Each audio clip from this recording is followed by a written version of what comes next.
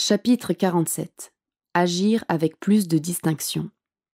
Il n'était pas loin de midi quand Elijah Floyd arrêta sa Jeep près d'une construction. Grande surface de plein pied, pas de fenêtre visible de ce point de vue, toit en fibrociment ondulé, une porte entr'ouverte, deux larges portails métalliques gris. Le bâtiment se trouvait sur le point le plus élevé du vaste terrain. D'ici, on pouvait voir en contrebas l'ensemble des milliers de cellules d'engraissement. Le colonel sniffa un peu de poudre, rempocha le petit sachet et sauta à terre. Il observa les alignements de cachots de plastique blanc. Son cœur grimpa en régime. Cherchant à repérer le lieu de détention qui avait été le sien, il descendit la pente pour aller voir de plus près. Il trouva rapidement la rangée C et entreprit de la remonter jusqu'au numéro 270. Les prisonniers bovins qui le dévisageaient à travers leurs grilles enflammèrent ses douloureux souvenirs. Quelques larmes troublèrent sa vision. Il fut bientôt devant la case C270. Elle était occupée par un bébé qui le fixa avec des yeux doux dans lesquels il put aisément lire. C'était le regard d'un nouveau-né, s'étonnant de tout, ne comprenant rien, et souffrant mille tourments de ne plus être avec sa mère. Alors, Elijah tomba à genoux, entoura ses énormes doigts autour d'une barre galvanisée de l'enclos et éclata en gros sanglots qui inondèrent ses joues.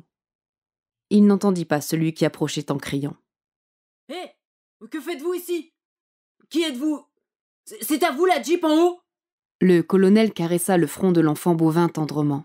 « Oh, je vous parle !» insista l'individu. « Qu'est-ce que vous foutez là ?»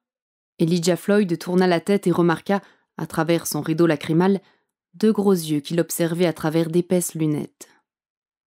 Il se leva pour faire face à celui qu'il reconnaissait, bien qu'il le vît pour la première fois avec un regard d'homme. « Que... » fit l'autre à la vue de ce visage bouleversé. « Vous êtes pas bien ?» Comme le colonel ne répondait pas et continuait à le regarder en pleurant, il prit son téléphone pour demander de l'aide. « Viens m'aider, il y a une sorte de fou là. Je sais pas ce qu'il veut. Il est chelou et assez balèze le con. Alors comme ça, tu vas me filer des baffes, toi !»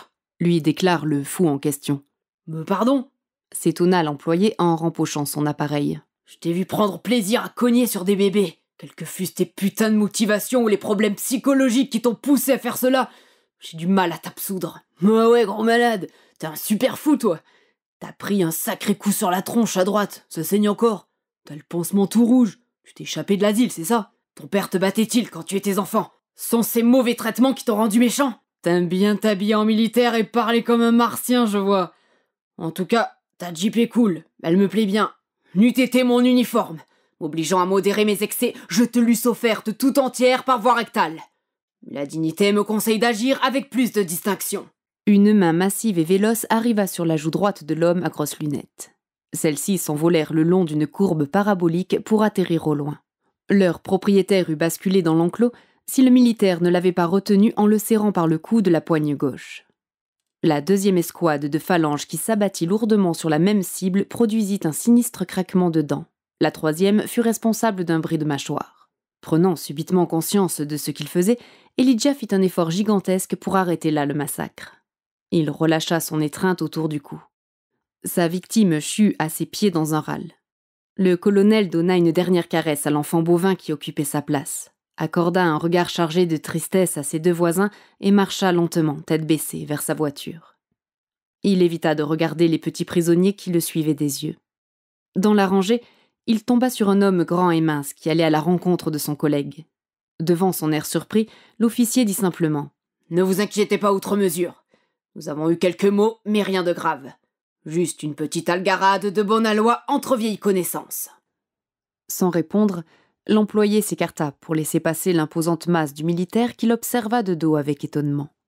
Puis, découvrant que son camarade était allongé au sol dans une position surréaliste, il courut lui porter secours.